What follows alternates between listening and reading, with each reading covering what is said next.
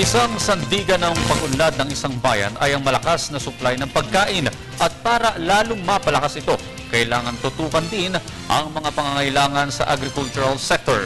Para sa detalye sa ulat na ito, balitaan mo kami, Fer Ramirez. May pambili man ang pagkain, kung wala namang mabibili nito, gutom pa rin ang kakaharapin ng tao. Papel ng agrikultura ang produksyon ng pagkain. Pangkalahatang layunin ng Agriculture Department na tiyakin ang sapat na pagkain para sa taong bayan.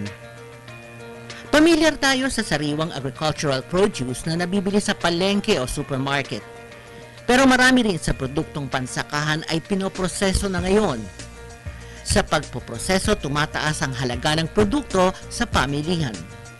Nakakapagbigay pa ito ng kasanayan at dagdag kita sa magsasaka o sa negosyante at hanap buhay sa mga nagpoproseso. Sa panig ng mga mamumuhunan, mayroong public-private partnership na ipinatutupad ng administrasyon. Hinihimok ng gobyerno ang mga pribadong negosyante na maging katuwang ng pamahalaan sa pagpapasigla ng ekonomiya.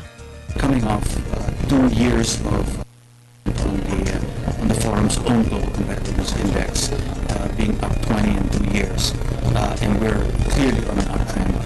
Number 2, our economy has responded and made a huge bounce back from 2011 into 2012, and 2013 looks good. So, just those two, we had the credit rating agencies giving us upgrades, so it's a third reason.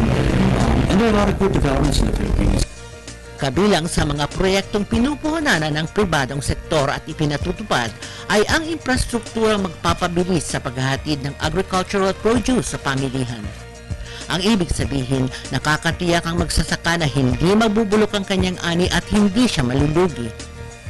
Nakakatiyak rin ang mamimili na mayroon siyang maihahain sa hapagkainan.